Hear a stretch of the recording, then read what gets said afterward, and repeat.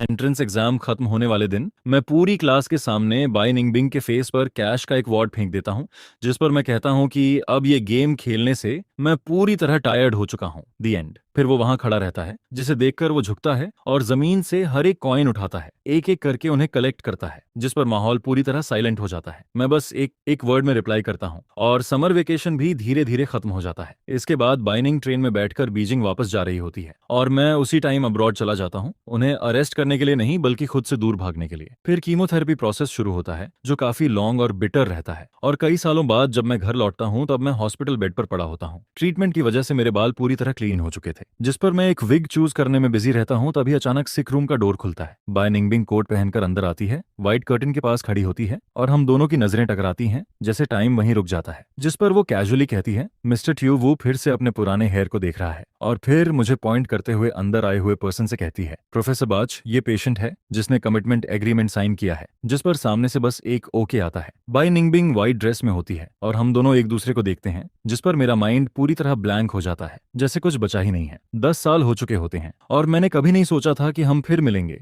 लेकिन अचानक जिस पर ट्विस्ट ये होता है कि वो अब मेरा ट्रीटिंग डॉक्टर बन चुका है और ये सब कहीं ना कहीं मेरे ही एक्शंस का रिजल्ट होता है। वो सही समय पर अंदर आता है और मैं ब्रीडिंग एक्सरसाइज कर रहा होता हूँ, जिस पर मैं जल्दी से उठकर मास्क एडजस्ट करता हूँ। लेकिन मास्क थोड़ा एस्क्यू हो जाता है। उसकी प्रेजेंस वैसी लगती है जैसे कोई फ्लेम हो, जिसे डायरेक्टली देखना मुश्किल होता है। फिर भी उसकी आईज का इफेक्ट फील होता रहता है। उसकी नजरें मुझ पर टिकी होती हैं, कोल्ड और पियर्सिंग, जिसमें जरा भी वार्मथ नहीं होती है, जो पूरी तरह डिफरेंट है उन लाइट आईज से, जो पहले कभी जेंटल और हेल्पलेस लगती थी जब मैं होमवर्क में मिस्टेक करता था। फिर श्याओयू इंट्रोड्यूस करता है, ये प्रोफेसर बाच नंगुंग है, हमारे ग्रुप का मेंबर। जिस पर मेरा ट्रीटमेंट प्लान भी उसी के अंडर होता है। मैं आई कांटेक्ट अवॉइड करता हूँ और वो बस हल्का सा नोट करता है, बिना कुछ बोले। उसके पास खड़ी इंटर्न मेडिकल रिकॉर्ड फाइल पकड़े होती है और वो प्रॉपर तरीके से रिपोर्ट पढ़ती है। शियाओ वुनान, एज 28, 10 साल पहले हेल्थ चेकअप में नेक एरिया में बोन और लिम्फ नोड्स डिटेक्ट हुए थे। इनिशियल डायग्नोसिस ओलिम्चो था, जिस पर आगे की डिटेल्स वो स्किप कर देती है क्योंकि प्रोफेसर ऑलरेडी फेमिलियर होता है। फिर पूछा जाता है, क्या आप इस पेशेंट को जानते हैं? जिस पर मेरा हार्ट तेजी से धड़कने लगता है, जैसे थ्रोट तक आ गया हो, और मैं बिजी होने का दिखावा करता हूँ फोन को होल्ड करके। वो काम वॉइस में कहता है, नहीं जानता, बस ये मेडिकल रिकॉर्ड थोड़ा अनयूजुअल है, मैंने इसे देखा है। जिस पर इंटर्न बताती है कि प्रीवियस ट्रीटमेंट प्रोटोकॉल कंप्लीट हो चुका है। वो बिना किसी इमोशन के सुनता है और कहता है, ओके कंटिन्यू, जैसे कुछ फर्क ही नहीं पड़ता। फिर अगले पेशेंट की तरफ बढ़ जाता है और जाते वक्त एक बार भी मेरी तरफ नहीं देखता, जिस पर मैं धीरे से अपनी स्टिफ नेक मूव करता हूँ और रियलाइज करता हूँ कि मेरी बैक स्वेट से भीग चुकी है। जिस विग को मैं पसंद करता हूँ वो लिन ने चुनी थी, लेकिन वो ऑलरेडी सोल्ड आउट हो चुकी होती है, जिस पर मुझे काफी इरिटेशन और बैड लक फील होता है। लेकिन एक ही चीज राहत देती है कि बाई निंगबिंग मुझे पूरी तरह भूल चुका है। यहाँ तक कि इंटर्न जब मेरा नाम पढ़ती है तब भी उसके फेस पर कोई रिएक्शन नहीं आता। इसके बाद मेमोरी फ्लैशबैक में जाती है, जब हम पहली बार मिले थे और उस टाइम हमारा रिलेशन बिल्कुल नया था। मैं पढ़ाई में अच्छा नहीं था, थोड़ा फैमिली रिसोर्सेज पर डिपेंड करता था और मेरी एकेडमिक परफॉर्मेंस हमेशा लास्ट रहती थी। जिस पर होमरूम टीचर मुझे मोटिवेट करने के लिए बाई निंगबिंग को मेरे साथ सेम टेबल पर बैठा देता है। शुरुआत में वो मुझे इग्नोर करती है, हर बार बस सिर झुकाकर एग्जाम पेपर सॉल्व करती रहती है, बार बार प्रैक्टिस करती है। वो स्मार्ट, इंटेलिजेंट, गुड लुकिंग और वेल मैनर्ड होती है। उसकी ओनली वीकनेस उसकी पॉवर्टी होती है और मैं ना इंटेलिजेंट ना स्मार्ट। उसके पास बैठना ऐसा लगता है जैसे कोई फोलिस प्रिंस उसके पास बैठा हो। लेकिन धीरे धीरे मेरी फीलिंग्स ग्रो होने लगती हैं, जिस पर बाकी स्टूडेंट्स उसे फ्लावर्स देते हैं और मैं उसे गिफ्ट में अगले 5 सालों के एग्जाम पेपर्स दे देता हूँ, जिसमें यूनिवर्सिटी और 3 साल के प्रैक्टिस एग्जाम्स शामिल होते हैं। उसकी हर चीज मैं ही बाय करता था। उस टाइम सब कुछ बहुत परफेक्ट लगता था, लेकिन असल में मैं पढ़ने में इंटरेस्टेड नहीं था। फिर भी क्लास में डिसिप्लिन्ड बिहेव करता था। मैं उसके पास बैठकर उससे सीखता रहता हूँ और धीरे धीरे एक साल में मेरे मार्क्स 100 पॉइंट से ज्यादा बढ़ जाते हैं, जिस पर यह पॉसिबल लगने लगता है कि मैं बीजिंग तक एग्जाम क्लियर कर सकता हूँ। लेकिन मैं डिसाइड करता हूँ कि मुझे उससे डिस्टेंस मेंटेन करना है, 1000 माइल्स दूर जाना है। जिस पर अगर एग्जाम के बाद भी सब ठीक रहता तभी सीन वापस हॉस्पिटल में आता है, जहां वॉमिटिंग की आवाज गूंजती है और मैं टॉयलेट पकड़कर बैठा होता हूँ। मेरी आईज के सामने अंधेरा छा जाता है और कोल्ड स्वेट से पूरा बॉडी भीग जाता है। मेरा बेस्ट फ्रेंड मेरी बैग थपथपाता है और कहता है, ये हालत ठीक नहीं है, रिएक्शन बहुत खराब है, मैं डॉक्टर को बुलाता हूँ। जिस पर मैं उसका हाथ पकड़कर रोक देता हूँ और कहता हूँ कि जरूरत नहीं है। फिर मुझे याद आता है कि उस साल 27 राउंड्स कीमोथेरेपी के थे और मैं अकेला अब्रॉड था, जिस पर यह सब मैंने खुद सहा था। और अब 10 साल बाद मैं अब भी उसी फाइट को कंटिन्यू कर रहा हूँ, जैसे ये स्ट्रगल अभी भी खत्म नहीं हुआ है। पुरानी बीमारी फिर से रिलैप्स हो जाती है। मुझे नहीं पता ये अब भी कितने टाइम तक रहेगा, मैं और कितने टाइम तक इस सफरिंग को एंड्योर कर पाऊंगा? अगर हर बार ऐसा ही होता रहा और तुम डॉक्टर के पास जाओगे तो लोग परेशान होंगे। जिसे सुनकर वो अनॉयड फील करता है। उसका फ्रेंड भी खुश नहीं होता। वो कहता है कि इलनेस को कंट्रोल करना पड़ेगा, ब्लीडिंग को स्टॉप करना होगा, डॉक्टर ही इसे ट्रीट करेगा। क्या वो वही डॉक्टर है? मैं जाकर उसे ढूंढता हूँ, वो जरूर कोई तरीका निकाल लेगा। जिस पर मैं उसे जोर से पकड़ लेता हूँ और कहता हूँ ग्रैब हिज लेग, लेकिन उसका बेस्ट फ्रेंड उसे रोक देता है। वो कहता है भाई थोड़ा काम डाउन करो, खुद को लकी समझो, उसकी वजह से उन्होंने मुझे पहचान नहीं पाया। अगर पहचान लेते तो शायद वो मुझे 100 बार कीमोथेरेपी करवाती। जिस पर पीछे से एक कोल्ड वॉइस आती है, किसने कहा कि तुम्हें 100 बार कीमोथेरेपी करवानी है? मेरा पूरा बॉडी स्टिफ हो जाता है, मैं हिल भी नहीं पाता और धीरे से पीछे देखने की हिम्मत करता हूँ। जिस पर मेरा भाई राहत की सांस लेता है। वो कहता है प्रोफेसर बाजतेवु, ये लड़का ठीक फील नहीं कर रहा, ये कीमोथेरेपी का नॉर्मल साइड इफेक्ट है, अगर ये सह नहीं पाया तो? जिस पर बाई निनिंगबिंग कहती है कि अगर ये सह नहीं पाया तो क्या होगा, और मेरे भाई के बारे में पूछती है।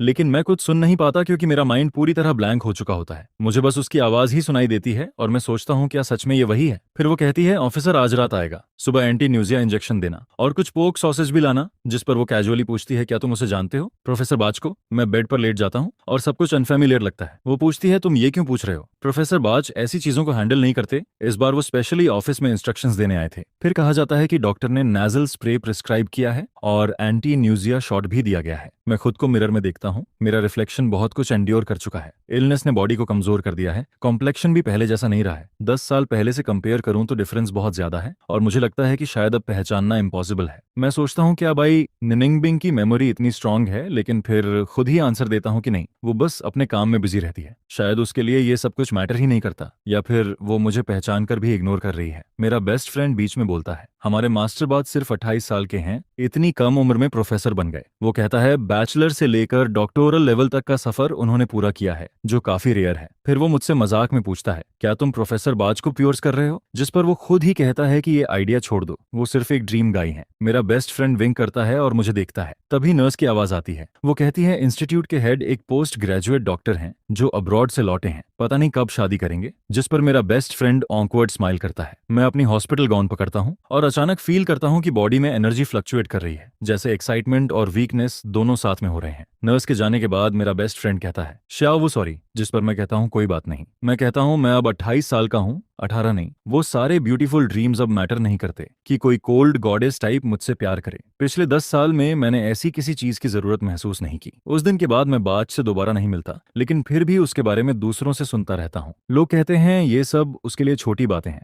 वो इन चीजों में इन्वॉल्व नहीं होता। एकेडमिक कॉन्फ्रेंस चल रहा होता है और एक्सपेरिमेंटल बेस में रिसर्च भी हो रही होती है। वो इस हफ्ते रूम 1 इंस्पेक्ट करने आई थी, ट्रीटमेंट प्रोटोकॉल गाइड करने के लिए। केमोथेरेपी सेशंस के बीच में पेशेंट्स को घर जाने की परमिशन होती है, इसलिए मैं उससे तब तक नहीं मिलता जब तक अचानक सामने नहीं आ जाता। फिर घर लौटते समय मुझे हाई स्कूल प्रिंसिपल का कॉल आता है। वो पूछते हैं शावू क्या तुम बीजिंग में हो? ट्रीटमेंट कैसा चल रहा है? फोन के दूसरी तरफ बहुत नॉइज होता है, क्राउड की आवाजें आती हैं। तभी क्लास वाइज प्रेसिडेंट बात काटता है। वो पूछता है तुमने अपनी इलनेस के बारे में किसी को क्यों नहीं बताया? अगर क्लास मॉनिटर रिमाइंड नहीं करता तो हमें पता भी नहीं चलता। मैं कहता हूं मैं किसी को परेशान नहीं करना चाहता था। जिस पर वो लोग इंसिस्ट करते हैं कि एड्रेस दो, हम कल मिलने आएंगे, और आखिर में मुझे एड्रेस देना पड़ता है। सालों से ट्रीटमेंट के कारण फैमिली ने बहुत पैसा खर्च किया है और फ्रेंड्स की हेल्प से ही मैं अब तक मैनेज कर पाया हूँ। मैंने कैपिटल में एक छोटा सा घर लिया है जिसकी प्राइस भी रिलेटिवली कम है और उसमें एक छोटा कोर्टयार्ड भी है। अगर हेल्थ अलाउ करे तो मैं वहां फ्लावर्स ग्रो कर सकता हूँ और शायद एक डॉग भी रख सकता हूँ। मेरे स्कूल के फ्रेंड्स अलग अलग जगह सेटल हो चुके हैं, कोई सक्सेसफुल है, कोई अभी भी स्ट्रगल कर रहा है। इस बार ज्यादा लोग नहीं आते, बस 5 या 6 लोग ही आते हैं। सब लोग बैग्स लेकर आते हैं, इंग्रेडिएंट्स लेकर। प्लान होता है हॉट पॉट खाने का, लेकिन वेदर बहुत गर्म होता है। जिस पर कोई कहता है स्टेयर फ्राई बना लेते हैं,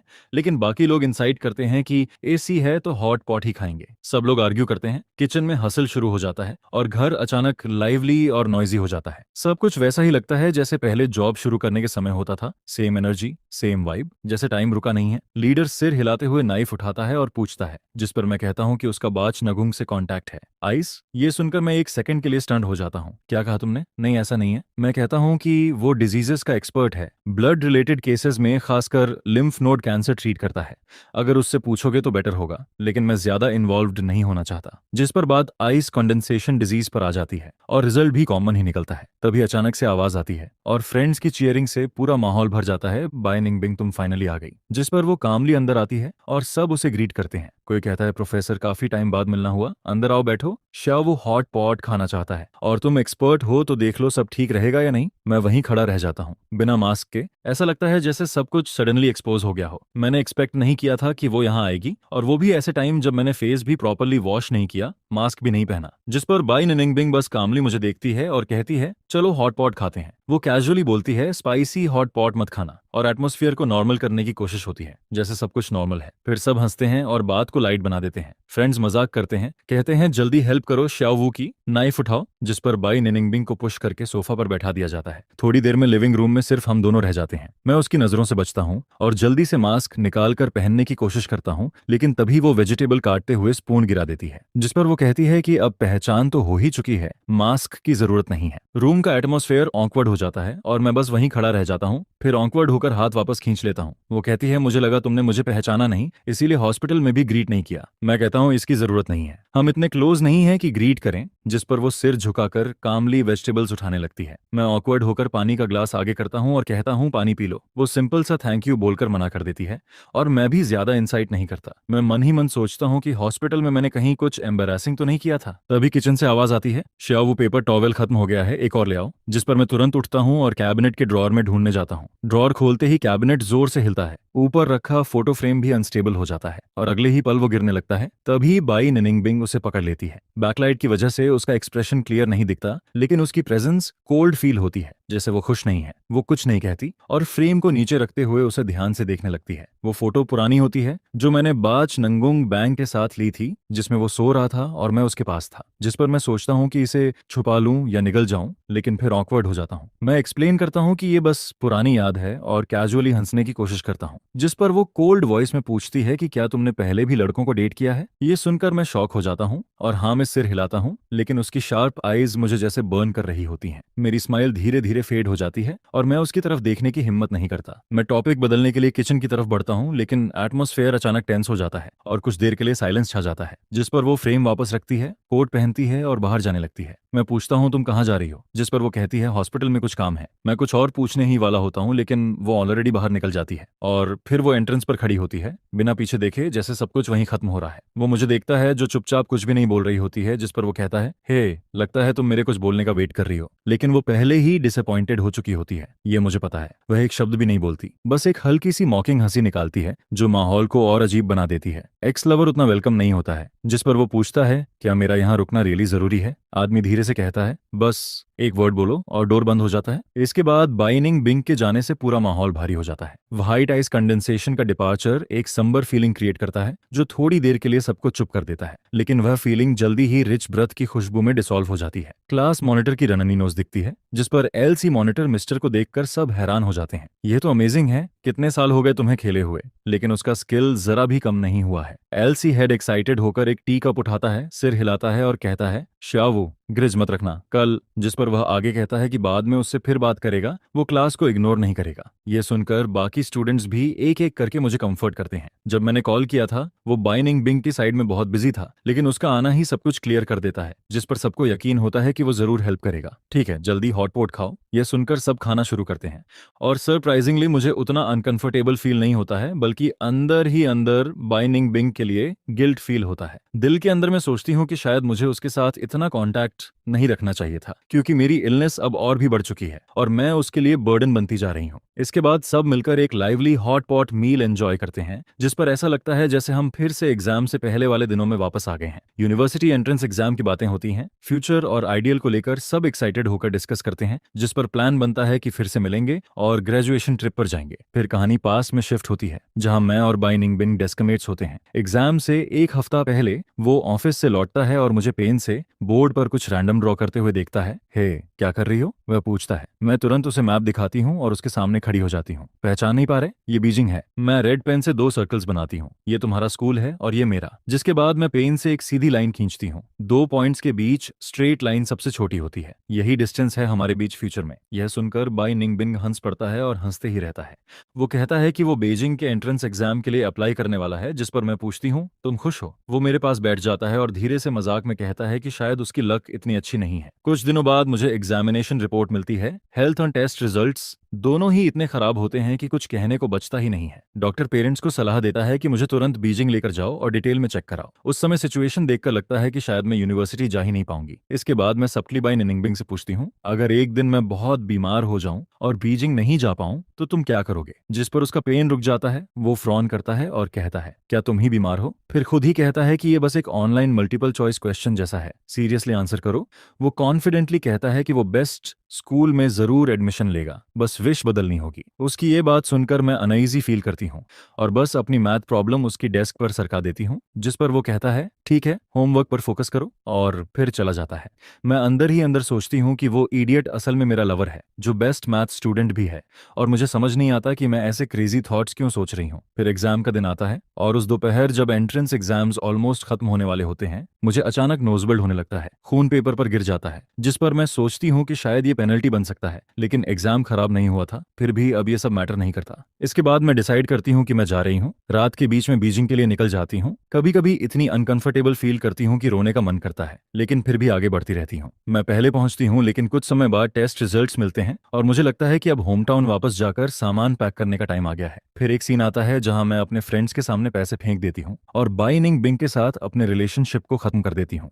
ये सेकंड टाइम होता है जब हम दोनों एक ही वार्ड में एडमिट होते हैं, लेकिन इस बार उसका रूममेट बदल चुका होता है, क्योंकि पिछला बच्चा कुछ महीनों पहले ही गुजर गया था। जब मुझे हॉस्पिटल से बाहर लाया जाता है, तब वो लड़का अभी 5 साल का भी नहीं होता है। यह सुनकर मेरी बेस्ट फ्रेंड शॉक में आ जाती है। उसकी आंखें फैल जाती हैं और मेरी आंखों में आंसू आ जाते हैं। इसके बाद एक वियर्ड मोमेंट आता है जहां मैं गुस्से में सेल्स पर्सन से आर्ग्यू कर रही होती हूँ, क्या मैं बैंक रॉबर लगती हूँ? फिर खुद ही मजाक में सॉक्स सिर पर पहनकर फोटो भेज देती हूँ और कहती हूँ कि मैंने एक हैट खरीदा है। अचानक बाय निनिंगबिंग आता है, जिस पर मैं जल्दी से ब्लैंकेट में छुप जाती हूँ। ऑलमोस्ट लाइटनिंग स्पीड में खुद को ढक लेती हूँ। सिर्फ एक हिस्सा बाहर रह जाता है, मेरा ऑकवर्ड पोज बाहर दिख रहा होता है। तभी शाओयू की आवाज सुनाई देती है, जो बाय निनिंगबिंग को रोकती है, लेकिन शाओयू वहां होती ही नहीं है। वो फिर भी ब्लैंकेट हटाता है। मेरे बाल और ईयर्स पूरी तरह मेस्ड अप होते हैं। मैं बिल्कुल एक डॉग जैसी लग रही होती हूँ, जिस पर मैं अचानक ऊपर देखती हूँ और उसका एक्सप्रेशन बहुत कोल्ड होता है। उसके लिप्स टाइटली प्रेस होते हैं और उसके साथ एक मेल डॉक्टर खड़ा होता है, जो सब कुछ क्वाइटली ऑब्जर्व कर रहा होता है। हंसते हुए वो कहता है, स्टॉप, सब एडजस्ट हो गया है। जिस पर वो आगे बोलता है, यही तुम्हारा प्लान है मेडिसिन यूज करने का। और फिर कहता है कि पहले वो मुझे बताने वाला था, लेकिन रिजल्ट ये होता है कि वो बस अंदर आ जाता है। डोर पहले से ही पीछे से उसका इंटेंशन दिखा देता है, जिस पर अगर वो कुछ नहीं भी बोलता तो भी फर्क नहीं पड़ता, जैसे सब कुछ सेल्फ अंडरस्टैंडिंग से क्लियर हो रहा है। रूम में जितने भी पेशेंट्स होते हैं वो टीज होकर हंसते रहते हैं, जिस पर सिर्फ इस फ्रीजिंग डिजीज को ही रीजन बताया जाता है, मत हंसो। लेकिन फिर भी माहौल थोड़ा ऑकवर्ड बना रहता है। वो कहता है कि लगता है अब तुम्हारे पास वो नहीं है और मैं सही माइंडसेट में हूँ ये सब सुनने के लिए। मैं कल फिर आऊंगा। जिस पर सामने से जवाब आता है, आओ, लेकिन फिर तुरंत नो भी सुनाई देता है। प्रोफेसर बाज कहते हैं, तुमने कहा था। जिस पर वो बोलता है, तुम बोलो, मैं ध्यान से सुन रहा हूँ। यह सुनकर मैं जल्दी से उसकी ड्रेस का किनारा पकड़ लेती हूँ। बाय निनिंगबिंग की नजर वहीं रुक जाती है, मेरी उंगलियों के पास, और वो हल्का सा अपने लिप्स खोलता है जैसे कुछ बोलने वाला हो, लेकिन उसकी आईब्राउज गहरी तरह से सिकुड़ जाती हैं, जिस पर ऐसा लगता है कि वो रोने वाली है। और वही सच होता है। डिजीज ने डेंशिया तक कॉज कर दिया है। जिस पर बाय निनिंगबिंग वहीं खड़ी रहती है, बिल्कुल स्टिल। बेड साइड इंस्ट्रक्शंस पूरी तरह इमोशनलेस होती हैं। लगभग आधे घंटे तक हर सेंटेंस चलता रहता है। बीच बीच में परफेक्ट साइलेंस आता है, लेकिन मैं सब कुछ समझ जाती हूँ। वो कहती है कि ट्रीटमेंट चेंज करना होगा, एक नई और ज्यादा इफेक्टिव मेडिसिन पर स्विच करना होगा, जो सुनने में अच्छा लगता है, लेकिन उसके साइड इफेक्ट्स भी काफी स्ट्रांग होते हैं। मैं हेडबोर्ड से टिककर हल्का सा मुस्कुराती हूँ, आंखें थोड़ी सिकुड़ती हैं और कहती हूँ, हाय, मुझे क्लिनिकल ट्रायल्स के बारे में पता है। हमेशा किसी न किसी को टेस्ट सब्जेक्ट बनना पड़ता है। मैं कहती हूँ कि मैं यूनिवर्सिटी नहीं जा पाई, मेरे पास कुछ भी नहीं है सोसाइटी के लिए कंट्रीब्यूट करने को, और अगर आखिर में फेल भी हो गई तो भी रिग्रेट करने जैसा कुछ नहीं होगा। शाओ कहता है, मैं कभी किसी की लाइफ को रिस्क में नहीं डालूंगा। जिस पर बाय निंगबिंग के लिप्स हल्के से रुक जाते हैं। वो कुछ नहीं बोलती, लेकिन उसका सीरियस लुक मुझे समहाउ राहत देता है। इसके बाद मेडिसिन के साइड इफेक्ट्स बहुत जल्दी शुरू हो जाते हैं। दिन में ही दवाई ली होती है और शाम तक हालत खराब हो जाती है। मैं टॉयलेट में उल्टी कर देती हूँ। ऐसा लगता है जैसे पूरा पेट बाहर आ जाएगा। बॉडी भारी लगती है और अंदर से एंग्जाइटी और बेचैनी बढ़ती जाती है। मुझे अपने दोस्त की याद आती है, और जब बॉडी थोड़ा स्टेबल होता है तो मैं अकेले व्हील चेयर लेकर हॉस्पिटल के बाहर छोटे गार्डन में चली जाती हूँ। इंस्टीट्यूट शांत ट्विलाइट में डूबा होता है। लेक की सरफेस चमक रही होती है। मैं हवा एंजॉय करती हूँ, लेकिन बीच बीच में ड्राई हीविंग भी होती रहती है। फिर अचानक मैं सिर उठाती हूँ और हमारे सामने एक आदमी खड़ा होता है। शाओ, तुम काफी स्मार्ट हो, वो कहता है। जिस पर मैं पूछती हूँ, तुम यहाँ क्यों हो? तब पता चलता है कि वो वही डॉक्टर है जो उस दिन बाच नहंग बैंक के साथ खड़ा था। मैं उसका नाम पूछना भूल गई थी, लेकिन वो खुद ही जवाब देता है और अपना हाथ आगे बढ़ाता है। थिए लुक कैन नियन। मैं उसका हाथ पकड़ती हूँ और वो रिंग फिंगर की तरफ इशारा करता है, जिस पर मुझे समझ आता है कि वो हॉस्पिटल हेड का बेटा है। मैं हैरान होकर पूछती हूँ, तुम ही वो हो जो बाइनिंग के साथ शादी करने वाले हो? जिस पर वो मेरे पास खड़ा होकर धीरे से पूछता है, तुम और बैंक कैसे मिले थे? मैं कंफ्यूज्ड हो जाती हूँ और थोड़ी देर बाद रियलाइज करती हूँ कि वो बाइनिंग बिंग की बात कर रहा है। माहौल अचानक सेंसिटिव हो जाता है। ओल्ड और न्यू लोगों के बीच हमेशा ऐसा ही होता है। मैं अपनी हैट ठीक करती हूँ और कहती हूँ, हम बस हाई स्कूल फ्रेंड्स थे। और कुछ पल के लिए चुप हो जाती हूँ। बस क्लासमेट्स, मैं धीरे से बोलती हूँ। लुक कान्हा हल्का सा मुस्कुराता है। मैंने भी यही सुना है। लेकिन फिर उसका टोन बदल जाता है। वो कहता है कि मैं बाई निनिंग बिंक का एक्स बॉयफ्रेंड हूँ, जिसने यूनिवर्सिटी एंट्रेंस एग्जाम के लिए उसे पैसे फेंक कर छोड़ दिया था। उसकी बातें बिल्कुल पोलाइट नहीं होती हैं। वो कहता है कि मैं यहाँ ड्रामा करने आया हूँ, बाइनिंग बिंग के बजाय अपना गुस्सा निकालने के लिए। जिंगरान मुझे देखता है और पूछता है, क्या हुआ, बीमार हो, क्या चाहिए तुम्हें? इस तरह से उसे दूर धकेलना चाहते हो? मैं चुप रहती हूँ। हवा तेज चलती है और मेरे कंधे से गुजरती है। तभी कान्हा नियन हंसता है, मॉकिंग तरीके से। कितने स्टूपिड हो, कितने चाइल्डिश। वो कहता है, तुम्हारी वजह से ही मैं उससे एंगेज्ड हो पाया हूँ। मैं अंदर से टूटती हुई भी जवाब देती हूँ, पैसे दो, फिर घुटनों पर बैठकर थैंक यू बोलो और फिर 5 मिलियन और ट्रांसफर करो। मैं उसे घूरती हूँ, अनॉयड होकर। वो कहता है, तुम क्या सुनना चाहते हो? जिस पर मैं कहती हूँ, मैं सुनना चाहती हूँ कि तुम्हें रिग्रेट है। वो पूछता है, रिग्रेट? और मैं जवाब देती हूँ, हाँ रिग्रेट है। उस पल कान्हा नियन मुझे ब्लैंक स्टेयर से देखता है और मैं बिना शर्म के मुस्कुराती हूँ। अब मैं फिर से बाई नोंग बैंक को परस्यू करूंगी शुरू से। मैं कहती हूँ, मैं उसे कन्फेस करूंगी, रोऊंगी और कहूंगी कि मैं अब भी उससे प्यार करती हूँ। मैं कहती हूँ कि वो तुम्हें तुरंत छोड़ दे और मुझसे शादी कर ले। मैं सिर ऊंचा करके खड़ी रहती हूँ और लू जिंगरान के रिएक्शन का इंतजार करती हूँ, लेकिन वो बस दूसरी तरफ देखता है। फिर मुझे एक अजीब एक्सप्रेशन से देखता है और मुस्कुरा देता है। हंसते हुए वो जोर से कहता है, बाइनिंग बिंग, अगर तुम्हारा एक्स फिर से कन्फेस करे तो क्या तुम वापस आओगी? यह सुनकर मेरी स्माइल फ्रीज हो जाती है। मुझे लगता है जैसे मैं अचानक किसी गड्ढे में गिर गई हूँ। चेहरा जलने लगता है जैसे उस पर गर्म तेल और मिर्च डाल दी गई हो, और सामने बाइनिंग का ठंडा चेहरा दिखाई देता है जो सब कुछ बिना इमोशन के देख रहा होता है। आइस के चेहरे पर कोई एक्सप्रेशन नहीं होता है। वो कहती है, तुम ट्राई कर सकते हो, देख लेते हैं। फिर धीरे से बोलती है, मैं लगभग अपनी एबिलिटी खो चुकी हूँ, सोचो इसके बारे में। जिस पर वो कहती है, क्या ट्राई करूं? ये कि वो अब भी मुझसे प्यार करता है। उस केओस के बीच बस यही आवाज सुनाई देती है। उसकी वॉइस दूर कहीं से आती हुई लगती है, जैसे इको हो रहा हो 10 साल तक। वो कहती है कि वो ट्राई कर सकता है, ये बोलकर कि वो अब भी उससे प्यार करता है और देखे कि क्या वो वापस आएगी। उसकी आवाज मेरे दिमाग में गूंजती रहती है, लेकिन जैसे ही मैं होश में आता हूँ, मैं लुक कान्हा की सिलहूट देखता हूँ जो दूर जा रहा होता है, और बाई निनिंग बिंग धीरे धीरे मेरी तरफ बढ़ती है। मैं व्हील चेयर पर बैठा होता हूँ। मेरे पैर जैसे 1000 किलो भारी लगते हैं। एम्बैरेसमेंट, इनसिक्योरिटी, शेम, रिग्रेट, सब इमोशंस एक साथ ओवरलैप होकर गले में अटक जाते हैं, जैसे एक बड़ा पत्थर रास्ता रोक रहा हो। बाइनिंग मुझे पुश करती है। हम लेक के किनारे चलते हैं। हवा के साथ उसकी ठंडी और इंडिफरेंट आवाज आती है, हे कुछ बोलोगे नहीं? जिस पर मैं सोचता हूँ, क्या बोलूं? क्या ये कहूं कि जो अभी बोला वो सब नॉनसेंस था? मैं सिर झुका लेता हूँ। वो बस एक फिगर ऑफ स्पीच था। मैं धीरे से बोलता हूँ, अब मैं खुद को और भी छोटा महसूस करता हूँ। बाइनिंग आगे बढ़ती है। शाओयू मुझे टीज करता है, तुम बहुत खुश हो क्या? तुम्हारा लव। जिस पर वो अचानक पूछती है, तुम मुझे इतना चीप कैसे ट्रीट कर सकते हो? मैं तुरंत बोलता हूँ, नहीं मैं मजाक नहीं कर रहा था। मैं एम्ब्रेस्ड होकर सिर झुका लेता हूँ। बस हम आर्ग्यू करना चाहते थे। नेक्स्ट टाइम ऐसा नहीं होगा। मुझे माफ कर दो, ये मेरी प्रॉब्लम है। पहले मैं हमेशा बाई निंगबिंग की इमोशन समझ लेता था। जब वो गुस्सा होती थी तो हंस देती थी, हाय हा हा, और मैं तुरंत अपोलोजाइज कर देता था। लेकिन इस बार वो बिल्कुल नहीं हंसती है। मेरी आंखों में आंसू भरने लगते हैं। वो कहती है कि उसका और लुक कान्हा नियन का एंगेजमेंट हुआ है, लेकिन वो सिर्फ उसके फादर की विश थी। बस करो। वो मेरे पास आकर बैठती है, नीचे झुककर मेरी आंखों में देखती है। आज मैंने ही उसे बुलाया था, वो कहती है। उसकी आवाज हेवी लगती है। जब बात उस पॉइंट तक पहुंची, मैंने उसे सब बता दिया। वो मुझे ध्यान से देखती है, और जैसे जैसे वो पास आती है, मेरा दिल तेज धड़कने लगता है। मेरे अंदर गुस्सा और रिजेंटमेंट उठता है। मैं सोचता हूँ कि मैं पहले ही इतना अनलकी हूँ और अब मरते वक्त भी प्रेशर झेल रहा हूँ। कंग्रेचुलेशंस, मैं कड़वे टोन में बोलता हूँ। वो हैरान होकर पूछती है, कहाँ? मैं चिढ़कर कहता हूँ, इसीलिए कहता हूँ तुम स्टूपिड हो। फिर मैं कहता हूँ, मैं आर्ग्यू नहीं करना चाहता, मुझे न्यूजिया हो रहा है। मेरी आंखें लाल हो जाती हैं और आंसू गिरने लगते हैं। मैं कहता हूँ, उस साल जो हुआ उसकी रिस्पॉन्सिबिलिटी मेरी है, मेरी गलती थी। मुझे तुम्हें हर्ट नहीं करना चाहिए था। उस वक्त तुम्हें इंसल्ट करना गलत था। मैं धीरे से कहता हूँ, क्या तुम मुझे अकेला छोड़ सकती हो? बाइनिंग मेरे कंधे पर बैंडेज कस देती है। मैं सिर झुकाकर गहरी सांस लेता हूँ, फिर ऊपर देखता हूँ। वो कहती है, मुझे देखो, क्या तुम्हें लगता है मैं अब भी उन चीजों की परवाह करती हूँ? उसकी आंखें सिकुड़ती हैं। वो थोड़ा ब्लश करती है, मेरा हाथ पकड़कर नीचे रखती है, फिर अपने व्हाइट शर्ट का कॉलर उठाती है। हम इस पॉइंट तक आ चुके हैं। वो कहती है, शाओयू, क्या तुम्हें लगता है मैं ह्यूमिलेशन की परवाह करती हूँ? वो कहती है, क्या तुम्हें लगता है मुझे नहीं पता कि उस साल तुमने ब्रेकअप क्यों किया? फिर वो अपने बारे में बताती है, मैंने मैथमेटिक्स पढ़ा, अब डॉक्टर बन गई हूँ। वो कहती है कि उसने प्यार पाने की अपनी विश छोड़ दी थी। वो मेरे सामने खड़ी होती है, उसकी आंखों में सोरो होता है। मेरा रिजेंटमेंट और बढ़ता जाता है। मैंने इतने साल सफर किया सिर्फ यहाँ तक आने के लिए। मैं सोचता हूँ तुम कैसे एक वर्ड बोलकर मुझे दूर भेज सकती हो। मैं शॉक हो जाता हूँ। सच में? वो बताती है कि उस एक्सपेरिमेंट के रिक्रूटमेंट के लिए उसने क्लास मॉनिटर से मुझे कॉल करवाया था। उसे पता था कि मैं जरूर आऊंगा। मेरा दिमाग कंफ्यूज हो जाता है। मैंने ये बात सिर्फ क्लास मॉनिटर को बताई थी और उससे सीक्रेट रखने को कहा था। क्या उसने सब बता दिया? मैं सोचता हूँ। हवा तेज हो जाती है, दूर से नर्स की आवाज आती है। हम वापस रूम में आते हैं।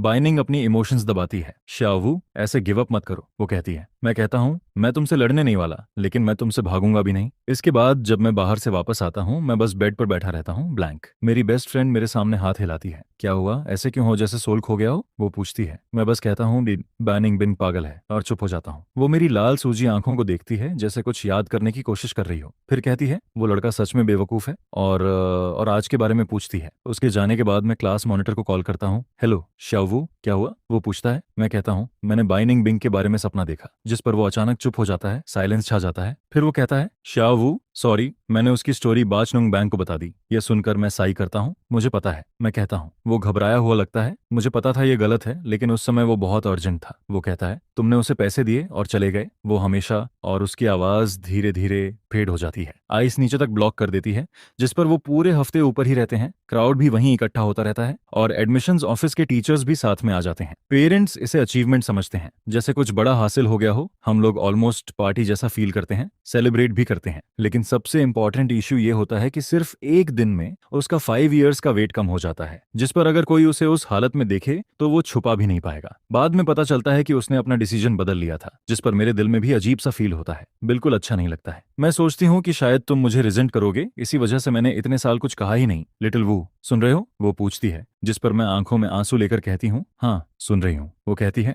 मैं तुम्हें में ब्लेम नहीं कर रही, और फिर कहती है कि ठीक है, सॉरी डिस्टर्ब करने के लिए। जिस पर मैं बोलती हूँ नहीं, बिल्कुल नहीं। फिर वो कहती है कि रिलेशनशिप तुम्हारा अपना मैटर है, चलो इसको प्रॉपर्ली डिस्कस करते हैं। तभी फोन बजता है। रूम में साइलेंस छा जाता है। मैं फोन को कसकर पकड़ती हूँ, चेस्ट टाइट हो जाती है और शार्प पेन फील होता है। हॉस्पिटल रूम की पिच ब्लैक रात में दबे हुए रोने की आवाज गूंजती है। मैं खुद को कंप्रेस होते हुए महसूस करती हूँ। मुझे लगता है मैं एक फूल हूँ जो खुद को सही समझता है और सब कंट्रोल में रखना चाहता है, लेकिन अब सब खत्म हो चुका है। मुझे लगा था कि मैंने सब कुछ सीक्रेट रखा है, सब लोग अच्छे थे, लेकिन असल में सबसे इंपॉर्टेंट पर्सन को शुरू से ही सब पता था। अचानक पेशेंट रूम का डोर खुलता है। बाई निनिंग बिंग दरवाजे पर खड़ी होती है। हमारी आंखें मिलती हैं। दोनों की आंखों से आंसू बह रहे होते हैं। उसका चेहरा टेंस होता है। वो जल्दी से अंदर आती है। क्या हुआ? तुमने उसे देखा? वो कहाँ है? उसके इमोशंस कंट्रोल से बाहर होते जा रहे होते हैं। मैं खुद को रोक नहीं पाती। अचानक वो फूट फूट कर रोने लगती है। तुमने अपना डिसीजन क्यों बदल लिया पुष्पे? वो कहती है तुम इडियट हो, पागल हो, बचो, उसे तुम्हारी जरूरत नहीं है, समझते क्यों नहीं? बाय निंगबिंग स्टंड रह जाती है। वो अपने लिप्स दबा लेती है और मेरी सारी बातें चुपचाप सुनती रहती है। फिर वो पूछती है क्या तुमने क्लास मॉनिटर से बात कर ली? मेरी आंखें जलने लगती हैं। मैं कहती हूँ हाँ ठीक है। जिस पर वो पूछती है क्या ठीक है? फिर उसकी आंखों में एक अलग सी चमक आती है। थोड़ा डरावना सा फील होता है। वो कहती है हम फैमिली हैं, क्या हम फिर से अलग हो सकते हैं? मैं इंस्टिंक्टिवली पीछे हटती हूँ। वो जोर से कहती है बोलो, और मुझे मजबूर करती है तुम्हें खुद को देखना होगा। शाओयू, तुम मुझे जानते हो। मैं किससे डरती हूँ? वो कहती है कि वो किसी चीज से नहीं डरती, इवन अगर लाइफ छोड़नी पड़े। उसके लिप्स कांपते हैं, उसकी आवाज भी कांपती है। वो लंबे समय तक रोके हुए आंसू रोकती रहती है, जैसे वो इस बात को कहना नहीं चाहती थी, लेकिन आखिर में बोल देती है अगर एक दिन हम अलग भी हो गए तो भी मैं ऐसा कभी नहीं करूंगी, क्योंकि शाओवू ने खुद अपनी लाइफ खत्म कर ली थी। वो मेरा चेहरा उठाती है और धीरे से कहती है तो क्या अब तुम मानते हो कि तुम वीक हो? यह सुनते ही मैं बाय निनिंगबिंग को पकड़कर टूट जाती हूँ। वो भी सिर झुकाकर अनकंट्रोलेबली रोने लगती है। इसके बाद सेकंड राउंड की कीमोथेरेपी शुरू होती है।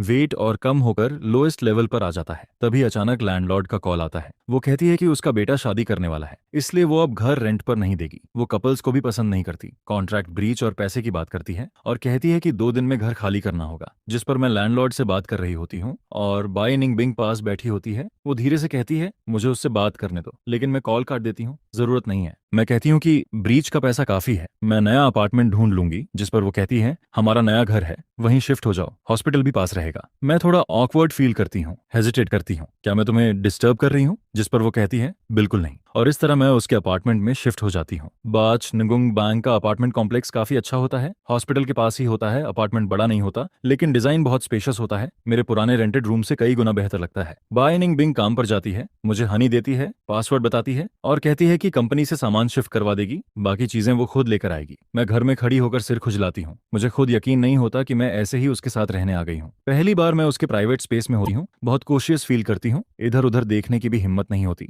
मैं सोफा पर सीधी बैठती हूँ, हेल्प मांगने का सोचती हूँ, लेकिन वो काम में बिजी होती है और रिप्लाई नहीं देती। मेरे दिमाग में बहुत सारे सवाल चलते रहते हैं। मैं एक साइड वाले रूम में जाती हूँ, लगता है मास्टर बेडरूम है। मैं तुरंत डोर बंद कर देती हूँ, फिर दूसरा रूम खोलती हूँ और अपना सूटकेस वहां रख देती हूँ। धीरे धीरे शाम हो जाती है। मैं डिनर तैयार करती हूँ, टेबल पर बाउल रखकर बैठ जाती हूँ। वेट करते करते मुझे पता ही नहीं चलता और मैं सो जाती हूँ। जब बाई निनिंगबिंग डोर खोलकर अंदर आती है, मैं सोफा पर आधी लेटी हुई होती हूँ, जैसे डे ड्रीम कर रही हूँ। मेरे बाल एक तरफ झुके होते हैं, विग हिल रही होती है जैसे गिरने वाली हो। वो पास आती है, तभी मैं अचानक से चौंक कर उठ जाती हूँ। तुम आ गई? मैं पूछती हूँ। वो कहती है, हाँ मैं आ गई। और उसकी नजरें मुझे देखती हैं जैसे हॉस्पिटल से भी ज्यादा इंटेंस और गर्म फील हो रहा होता है। मैं जल्दी जल्दी अपना विग ठीक करता हूँ। वो खड़ा होता है, खाना खा चुका होता है और अब सोने जा रहा होता है। वो कहता है, आज काम बहुत बिजी था। फिर कहता है, नेक्स्ट टाइम मेरा वेट मत करना। जिस पर मैं बोलता हूँ, ठीक है नहीं करूंगा। वो जल्दी से वापस लिविंग रूम में चला जाता है और मैं अपना विग फिर से चेक करता हूँ। रिग्रेट रुकता ही नहीं है। लगता है ये मेरी डार्क साइड है। अभी थोड़ी देर पहले ही ये ऑलमोस्ट निकल गया था, अब भी ढीला लग रहा है। शायद बाई निनिंगबिंग ने नोटिस नहीं किया होगा,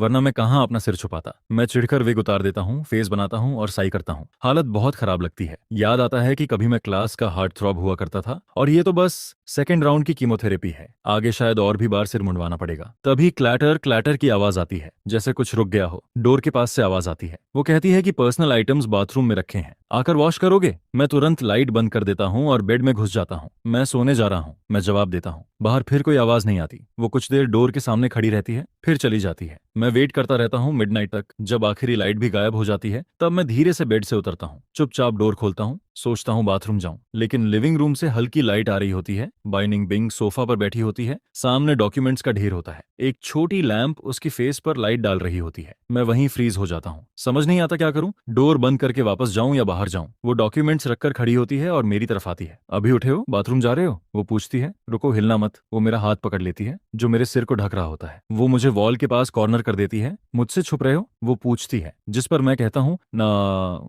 नहीं। लेकिन वो मेरे बालों को छूती है और कहती है, ऐसे ज्यादा अच्छा लग रहा है। फिर कहती है, विग के बिना कैसा लग रहा है? वो करीब आती है, धीरे से कहती है, मुझे तुम्हें किस करना था। मैं नजर हटा लेता हूँ और बोलता हूँ, मत देखो। वो तुरंत कहती है, बिल्कुल अगली नहीं हो, बहुत हैंडसम हो। लेकिन मुझे लगता है वो बस मुझे कंसोल कर रही है। वो मेरा हाथ पकड़ती है और मुझे बाथरूम में ले जाती है। मुझे तुमसे कुछ कहना है। वो लाइट ऑन करती है। वॉश बेसिन के पास नाइफ और इलेक्ट्रिक हेयर क्लिपर्स साफ दिखते हैं। वो मिरर में देखते हुए पूछती है, तुम्हें सिर शेव करना आता है? मैं कहता हूँ, अभी नहीं करना चाहता, अभी तो थोड़े बाल हैं। लेकिन वो रिबन निकालकर मुझे देती है। प्लीज मेरी हेल्प करो, मेरे बाल शेव कर दो। मैं उसे देखता हूँ और दिमाग में उसकी बाल्ड इमेज आ जाती है। थोड़ा अजीब लगता है, लेकिन वो फिर भी खूबसूरत लगती है। मैं मशीन ऑन करता हूँ, बजिंग साउंड आती है। मेरी आंखें जलने लगती हैं, रोने का मन करता है। वो मेरा हाथ पकड़कर कहती है, ठीक है, आओ आओ। उसका हाथ स्टेडी होता है। धीरे धीरे उसके बाल गिरते जाते हैं, जमीन पर बिखर जाते हैं। काफी देर बाद सब खत्म हो जाता है। वो खड़ी होकर मेरी तरफ देखती है, उसकी आंखें लाल होती हैं। फिर वो झुककर मेरे लिप्स पर हल्का किस करती है। अब तुम भी शेव कर सकते हो। वो कहती है, मैं हमेशा तुम्हारे साथ हूँ। मैं अंदर से कुछ अजीब फील करता हूँ। वो कहती है, अब मैं तुमसे रिजेंट नहीं करती, क्योंकि तुमने भी मेरे लिए ये किया है। और वो रोते हुए हंसती है। इसके बाद जब हम बाहर जाते हैं, मैं विग खरीदता हूँ, एक अपने लिए और एक बाई निंग के लिए। जब लोग उसे देखते हैं तो शॉक्ड हो जाते हैं, लेकिन वो हैप्पीली उसे एक्सेप्ट कर लेती है। इसके बाद वो लोग सिर्फ घर पर ही विग उतारते हैं। कुछ महीने जल्दी जल्दी गुजर जाते हैं। ट्रीटमेंट कंप्लीट हो जाता है, कंडीशन स्टेबल हो जाती है और डिजीज आगे नहीं बढ़ती है। गुड न्यूज आती है, क्लास मॉनिटर कंग्रेचुलेट करता है। एक छोटा गैदरिंग प्लान होता है। वो इस बार हेल्थ कैसी है? वो पूछता है और कहता है कि अभी उसे इनवाइट नहीं करेंगे, ताकि ऑकवर्ड सिचुएशन अवॉइड हो सके। तभी फोन बजता है, बाइनिंग स्क्रीन देखती है, कॉल आता है। वो कहता है कि मैं और श्याओयू आएंगे, लोकेशन कंफर्म करके बता देना।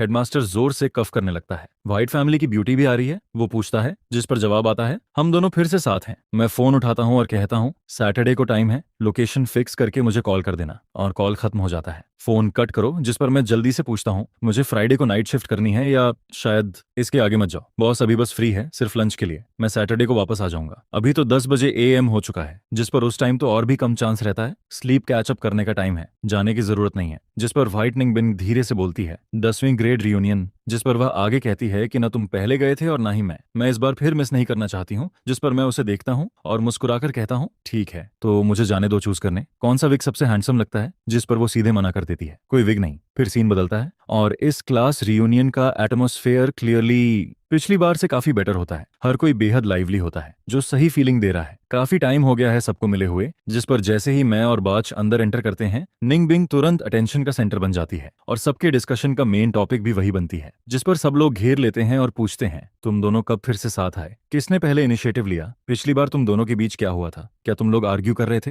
यह सुनकर मैं बिल्कुल स्पीचलेस हो जाता हूँ। समझ नहीं आता कहाँ से शुरू करूँ। जिस पर व्हाइट निंग बिंग बहुत कामली बोलती है, रिलैक्स। एक एक करके आंसर देते हैं। फिर वो कहती है, हम कुछ महीनों पहले ही फिर से साथ आए हैं। और आगे बताती है कि इनिशिएटिव उसने लिया था। पिछली बार गलती उसकी थी। वो हमेशा उस पर गुस्सा हो जाती थी, जिस पर सब लोग मुस्कुराने लगते हैं और पुराने सालों की सारी बातें फिर से सामने आने लगती हैं। जिस पर कोई कहता है, उस साल सबसे पहले मुझे पता चला था कि शाओ यू को फ्रीज चीजें पसंद हैं। जिस पर दूसरा तुरंत बोलता है, हाँ, उसने खुद एडमिट किया था। जिस पर फिर कोई पूछता है, सर आपको मुझसे पहले कैसे पता चला? जिस पर वो हंसते हुए बोलता है कि उसने शाओ यू को सीक्रेटली देखते हुए पकड़ लिया था। फिर वो बताता है कि आइसक्रीम मशीन उस तरफ बंद हो गई थी और उसने देखा कि शाओ यू पूरी तरह से लॉस्ट था। काफी देर तक बाई निंगबिंग की फोटोज को देखता रहा। यह सुनकर सब चौंक जाते हैं और पूछते हैं ये कब हुआ था? जिस पर जवाब आता है, नोटिस बोर्ड पर जो 10वीं ग्रेड रैंकिंग लगी थी, उसी में बाई निंगबिंग की सबसे ब्यूटीफुल फोटो फर्स्ट रो में लगी थी। जिस पर उसकी नजरों के नीचे मेरा फेस लाल हो जाता है और बाई निंगबिंग के माइंड में बस यही चलता है कि कोई होल मिल जाए जिसमें वो छुप जाए। जिस पर वो मेरे पास झुककर धीरे से कहता है, लुक्स ब्यूटीफुल। जिस पर मैं तुरंत प्रोटेस्ट करता हूँ, सच में? और वो फिर से कहता है, रियली ब्यूटीफुल। जिस पर बाच निंग बैंग बस हल्का सा स्माइल करता है और कुछ नहीं बोलता। इसके बाद टॉपिक अचानक फाइट निंगबिंग की तरफ शिफ्ट हो जाता है, जिस पर कोई पूछता है, निंगबिंग तुम्हारा घर,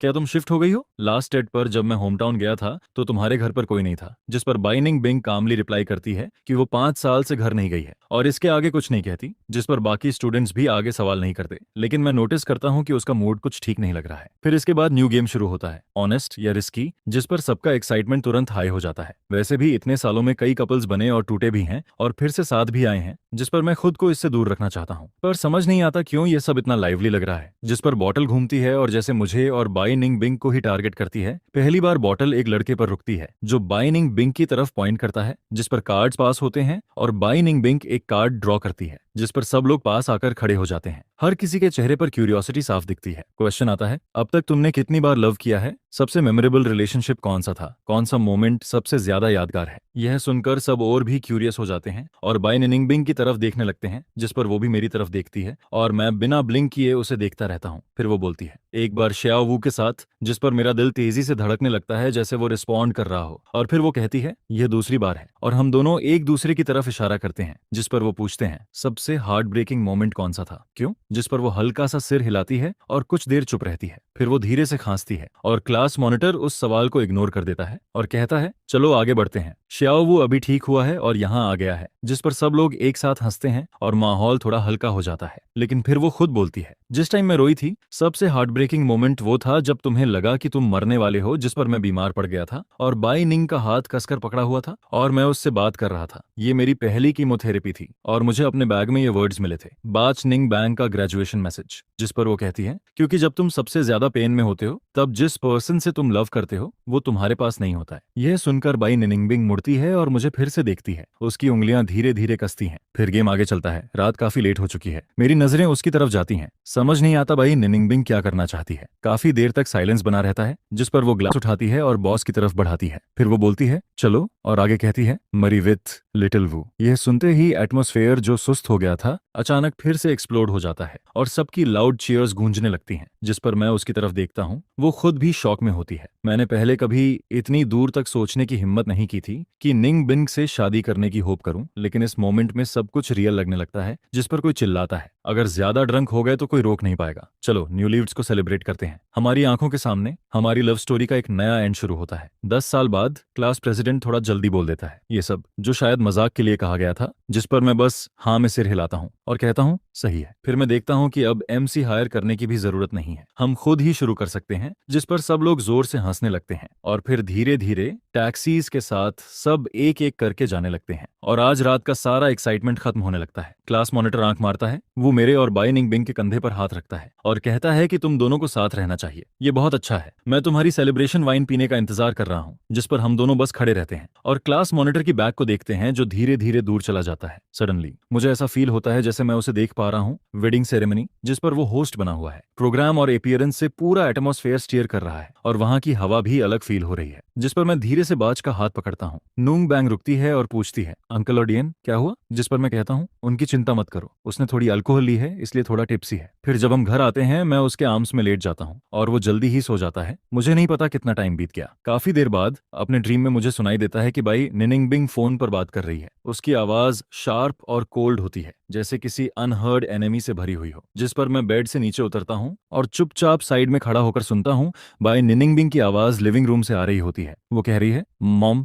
मैंने ऑलरेडी साफ साफ एक्सप्लेन कर दिया है, ये मेरे चाइल्ड का मैटर है, प्लीज इंटरफियर मत करो। मुझे पता है मुझे ईव्सड्रॉप नहीं करना चाहिए लेकिन मेरे पैर जैसे मान ही नहीं रहे होते और मैं धीरे से लिविंग रूम के कॉर्नर तक चला जाता हूँ। जिस पर बाय निनिंगबिंग की आवाज साफ सुनाई देती है। शॉर्ट में यही है कि ये मेरे चाइल्ड का मैटर है, कोई इंटरफियर नहीं करेगा। जिस पर दूसरी तरफ से आवाज आती है, क्या तुम बस खड़ी होकर देखती रहोगी? एक लड़की को ऐसे आदमी से शादी करते हुए जो कभी भी मर सकता है। यह सुनकर माहौल हैवी हो जाता है और वो कहती है, मैंने बहुत मुश्किल से ये पोजीशन हासिल की है और क्या चाहिए मुझे? जिस पर बाय निनिंगबिंग ठंडी हंसी हंसती है और कहती है, तो मॉम सोचती है कि मैं इस पोजीशन तक किसकी वजह से पहुंची हूँ। यह सुनकर उसकी माँ की आवाज भर्रा जाती है। अगर शाओयू नहीं होता तो आज की बाय निनिंगबिंग भी नहीं होती, व्हाइट फैमिली भी नहीं होती और हमारे पास डेडिकेटेड डॉक्टर भी नहीं होता जो उसकी केयर करता है। फिर वो कहती है, वो दोनों लोग कहाँ हैं? तुम्हें वही करना चाहिए था। उस साल उन्होंने पैसे के लिए शादी की थी मेरे चाइल्ड की विश के खिलाफ और अब फिर से उसे फोर्स कर रहे हो। यह सुनकर टेंशन और बढ़ता है। फिर बाय निनिंगबिंग वार्निंग देती है, अगर तुम लोग अपने चाइल्ड की वैल्यू करते हो तो शाओयू को रिस्पेक्ट दो, थोड़ा ही सही। अगर मेरे लिए ट्रबल क्रिएट किया तो ब्लेम मत करना कि चाइल्ड तुम्हें एक्सेप्ट नहीं करेगा। जिस पर अचानक लाउड आवाज के साथ फोन टेबल पर फेंका जाता है। उसी समय मुझे ठंड लगती है और मैं छींक देता हूँ। जिस पर बाय निनिंगबिंग वहीं बीच में खड़ी होती है और सीधा मेरी तरफ देखती है। मैं साइड में खड़ा क्वाइटली सुन रहा था और उसका कोल्ड एक्सप्रेशन धीरे धीरे हेल्पलेस लुक में बदलता है। फिर वो कपड़े बदलती है, बेयरफुट होती है और पूछती है, ठंड नहीं लग रही? जिस पर मैं सिर खो जाता हूँ और बोलता हूँ, पानी पीने गया था और वापस आ गया। जिस पर वो कहती है, मेरे लिए भी डाल दो। मैं कहता हूँ ठीक है। फिर मैं जल्दी से रूम में आकर ब्लैंकेट ओढ़ लेता हूँ और वो जब वाटर लेकर आती है उसके एक्सप्रेशन में ठंडापन होता है। शायद अभी पेरेंट्स से आर्ग्यू करके आई है और सबटली सबको दूर करना चाहती है। जिस पर मैं पूछता हूँ, क्या उन्होंने सच में ऐसा कहा और उन्होंने अपने हिसाब से क्या किया? तुम्हारी विश क्या है?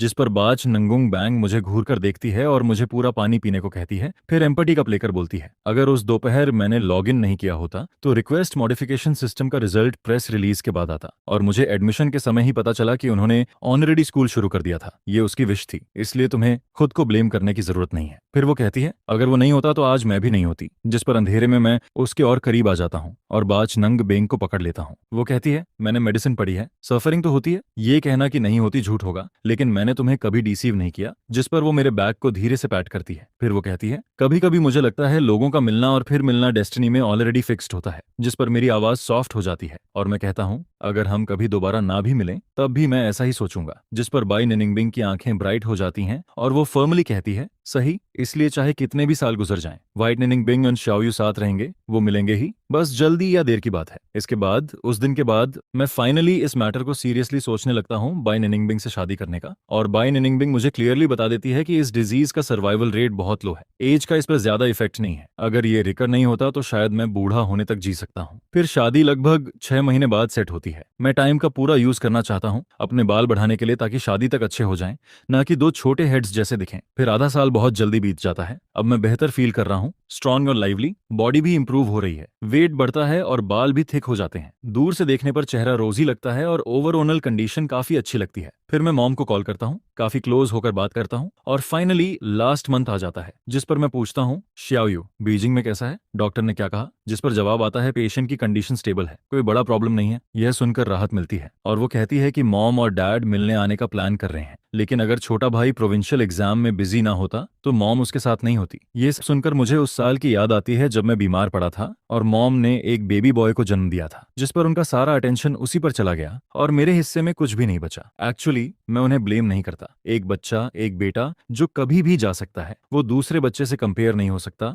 दूसरा बच्चा हेल्दी है, अचीवमेंट्स हैं, कैरेक्टर भी अच्छा है, सब कुछ एक्सलेंट है। जिस पर खासकर जब मेरे बॉर्न होने से पहले उन्होंने बहुत पैसा खर्च किया, मेरी बीमारी ठीक करने के लिए हर तरह की मेडिसिन ली। ये सब सोचकर मैं फोन रखने से पहले बोलता हूँ, मॉम मैं जल्दी शादी करने वाला हूँ, जिस पर मॉम अचानक बोलती है, शादी कोई है, तुम शादी करने वाले हो? उसकी आवाज सरप्राइज से भरी होती है जिसे वो छुपा नहीं पाती। जिस पर मैं कहता हूँ, हाँ, उसे मेरी बीमारी के बारे में पता है। मॉम जानती है, वो अभी बीजिंग में ब्लड डिजीज स्पेशलिस्ट है। ये सुनकर वो खुश हो जाती है। फिर वो कहती है, अच्छा है, मॉम और डैड को कोई प्रॉब्लम नहीं है, कोई है जो तुम्हारा ख्याल रखेगा तो हमें भी पीस मिलेगा। जिस पर वो पूछती है, डेट फिक्स हुई क्या, वेडिंग कहाँ होगी? जिस पर अचानक वो कहती है, रुको, छोटे भाई के लिए खाना तैयार किया है, बाकी बातें बाद में करेंगे, ठीक है? यह कहकर फोन कट हो जाता है। जिस पर फोन की बीप साउंड के साथ पेरेंट्स से मिलने वाली बात मेरे गले में ही अटक जाती है। बाइनिंग बिंग मेरा हाथ पकड़ लेती है और पूछती है, उन्होंने क्या कहा? जिस पर मैं सिर उठाता हूँ और काफी देर तक चुप रहता हूँ। फिर धीरे से कहता हूँ, उन्होंने मुझे बच्चे के साथ ही बड़ा किया, लेकिन किसी ने मुझे बताया नहीं। जिस पर मैं कहता हूँ, शुरू से ही उनके पेरेंट्स हमेशा उसके साथ थे। जब छोटा भाई पैदा हुआ तो पेरेंट्स उसे लेकर जाते थे और मैं ट्रीटमेंट के लिए जाता था, और आखिर में बस यही रह गया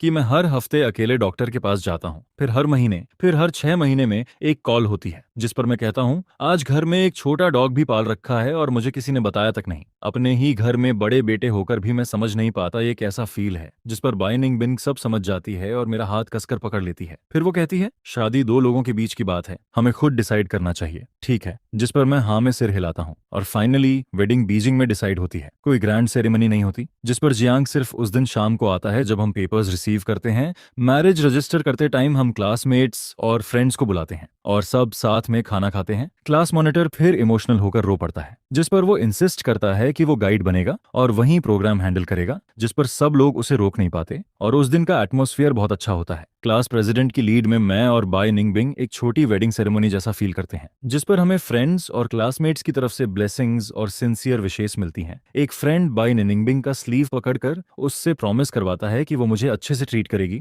जिस पर सब लोग हंसते हैं और माहौल लाइट हो जाता है। फिर अगले दिन मैं और बाच निगोंगबांग हनीमून ट्रिप शुरू करते हैं। हम दोनों डिसाइड करते हैं कि अलग अलग प्लेसेस पर जाएंगे, बहुत सारी फोटोज लेंगे और घर की दीवार पर लगाएंगे। जिस पर अगले कुछ सालों में हम पूरे कंट्री में ट्रैवल करते हैं। Mountains, rivers, lakes, snow mountains सब हमारी फोटोज का हिस्सा बनते हैं और धीरे धीरे हम दोनों मैच्योर होते जाते हैं। जिस पर टाइम के साथ उसके आंखों के पास रिंकल्स भी आने लगते हैं और आज हमारी शादी को 20 साल हो चुके हैं। मैं हॉस्पिटल से हेल्थ रिपोर्ट लेकर बाहर आता हूँ और बाइनिंग बिंग को कार के पास खड़े देखता हूँ। जिस पर मैं मन ही मन विश करता हूँ कि मैं हेल्दी रहूं ताकि उसके साथ और 20 साल बिता सकूं। लेकिन अगले ही साल, जिस साल मेरी डेथ होती है, मैं एक बूढ़ा आदमी बन चुका होता हूँ। जिस पर 69 साल की उम्र में मेरी पुरानी बीमारी वापस आ जाती है और मैं तीसरी कीमोथेरेपी सर्वाइव नहीं कर पाता और दुनिया छोड़ देता हूँ। उस समय बाई निंग बांग एक फेमस एकेडमिशियन बन चुकी होती है, जिस पर बहुत लोग उसे कंफर्ट देने आते हैं और कहते हैं कि 18 साल में ल्यूकेमिया डायग्नोस होने के बाद 69 साल तक जीना अनबिलीवेबल है। ये सच में अमेजिंग है। जिस पर मैं आखिरी समय तक बाई निंगबिंग का हाथ पकड़े रहता हूँ और मुस्कुराते हुए कहता हूँ कि 69 साल जी लिया, ये भी कम नहीं है, और उसे कॉम्प्लीमेंट करता हूँ कि वो बहुत स्ट्रांग है। फिर मैं चला जाता हूँ और वो कहती है कि उसने मेरी मेडिकल रिकॉर्ड्स से अपना थीसिस लिखा और कहती है कि अगर टाइम मिले तो बाकी ओल्ड लेडीज के साथ हेल्थ डांस कर लिया करो। जिस पर वो हल्का सा मजाक करती है कि इतने सालों से मेरे साथ हो, शायद अब मुझसे परेशान भी हो गई होगी। लेकिन बाई निंग बिंग बस चुपचाप मेरा हाथ पकड़े रहती है और कुछ नहीं कहती। फिर वो कामली सब हैंडल करती है, मेरा फ्यूनरल करती है और मेरे घर वापस चली जाती है। हम दोनों 45 साल साथ रहे लेकिन हमारा कोई बच्चा नहीं हुआ। जिस पर घर अचानक खाली लगने लगता है। एक इंसान की कमी तुरंत फील नहीं होती, लेकिन धीरे धीरे असर दिखता है। मेरे कपड़े अभी भी क्लोजेट में वैसे ही टंगे रहते हैं। टूथ ब्रश भी वॉश बेसिन पर रखा रहता है। जिस पर बालकनी में रखा पौधा सूखने लगता है, जिसे वो पहले रेगुलरली पानी देती थी, और दीवार पर लगी वो फोटो अब भी है जो हॉस्पिटल में 28 साल की उम्र में पहली रियूनियन की थी। जिस पर 68 साल की उम्र में भी कभी कभी बाई निंगबिंग चुपचाप सोफा पर बैठी रहती है और बस खामोशी में खो जाती है। फिर जब लंच का टाइम आता है तो वो बाहर जाकर फूड खरीदने लगते हैं, कुकिंग के लिए फूड लेते हैं। जिसके बाद स्कूल ईयर की शुरुआत में वो थोड़ा वरीड रहता था, जिस पर वो बार बार उसके पास विजिट करने आता है, उसे देखने आता है। आगे पता चलता है कि वो और मास्टर एक दूसरे से प्यार करते थे, जिसे सुनकर सबको डर लगता है कि कहीं उसके मन में सुसाइडल थॉट्स ना आ जाए। लेकिन इसके बाद पूरे हाफ ईयर तक बाई निंगबिंग अभी भी जिंदा रहती है, नॉर्मल एक्टिविटीज करती रहती है, घर साफ होते रहते हैं, सब कुछ क्लीन रहता है, एकदम बिना धूल के। और फिर वो शुरुआत करती है एक बुक लिखने की, जिसमें वो अपने सारे आइडियाज लिखती जाती है, अपनी पूरी लाइफ का नॉलेज बुक्स में डालती रहती है। इसके बाद स्टडी ग्रुप भी धीरे धीरे पीसफुल होता जाता है। टाइम तेजी से बीतता है, साल गुजर जाते हैं और अब बाई निंगबिंग एक उम्र तक पहुंच चुकी होती है। वो 74 साल की हो चुकी है। तभी उसे एक कोल्ड हो जाता है, जिस पर उसे आधे महीने तक खांसी रहती है। आज का दिन उसका वेडिंग एनिवर्सरी का दिन होता है और स्टूडेंट्स को पता होता है कि वो ट्रिप पर गई है क्योंकि आज वेडिंग डे है, इसलिए वो कहती है कि कोई डिस्टर्ब ना करे। जिस पर बाइनिंग बिंग सुबह बहुत जल्दी उठती है, फॉर्मल तरीके से रेडी होती है, वो बहुत क्लीन दिखती है और रास्ते में वो केयरफुली रोजेस चुनती जाती है। फिर वो पहले की तरह लोगों को ढूंढती हुई आगे बढ़ती है और सामने सीमेट्री में पहुंचती है। वहां एक ओल्ड मैन होता है जो 70 साल से ऊपर का होता है, जिसे देखकर जैसे ही बाइनिंग बिंग पहुंचती है, वो ओल्ड मैन उसे वार्मली ग्रीट करता है और कहता है, प्रोफेसर बाज, आप फिर से आ गई। जिसके बाद वो पूछता है कि क्या आपको मेरा लेटर मिला। जिस पर वॉचमैन अंदर सर्च करता है, मेल बॉक्स की तरफ देखता है, फिर सिर हिलाकर कहता है, आज नहीं, कोई लेटर नहीं है। यह सुनकर बाई निनिंग बिंग हल्का सा नोट करती है और फिर सीधा अंदर चली जाती है। फिर वो ग्रेव के पास पहुंचती है, पहले रोज से ढकी हुई चीज को नीचे रखती है, फिर टॉम्बस्टोन के पास बैठ जाती है। जिसके बाद वो अपनी शर्ट के अंदर से कुछ निकालती है जिन्हें उसने इंटैक्ट प्रिजर्व करके रखा होता है। हर लेटर प्रोटेक्टिव चेन बैग्स में रखा होता है, एक भी कोना मुड़ा हुआ नहीं होता है। ये सब वो लेटर्स होते हैं जो उसकी डेथ से पहले के होते हैं। फिर उसे याद आता है कि सेमेस्ट्री केयरटेकर को उसने पहले इंस्ट्रक्ट किया था कि अगर वो उसे मिलने ना आए तो कुछ भी लाने की जरूरत नहीं है, बस ये लेटर्स उसे दे देना, क्योंकि ये इंपॉर्टेंट है। ये दिखाता है कि उसने अपनी नई लाइफ शुरू कर दी है, लेकिन अगर वो फिर भी आती रहे तो उसे ये वाइट दे देना। जिसके बाद निंगबिंग पहला लेटर खोलती है जिसे वो पहले ही याद कर चुकी होती है, लेकिन फिर भी वो उसे वर्ड बाय वर्ड पढ़ती जाती है। बचनगुंग बांग, क्या तुम मुझे मिस करके पागल हो रहे हो? नहीं, चलो मुझे पता है तुम क्या सोच रहे हो। याद है तुमने क्या प्रॉमिस किया था? तुम्हें अच्छी लाइफ जीनी है। कुछ दिन पहले मेरे स्टूडेंट्स मेरे पास कंप्लेन करने आए थे, जियांग एक डिफिकल्ट प्रॉब्लम फेस कर रहा है, इसलिए ह्यूमैनिटी के डेवलपमेंट के लिए तुम्हें कोशिश करते रहना होगा। और तुम्हारा ऑर्किड कैसा है उसका ध्यान रखना, विंटर में उसे अंदर रखना, समर में डायरेक्ट सनलाइट से बचाना,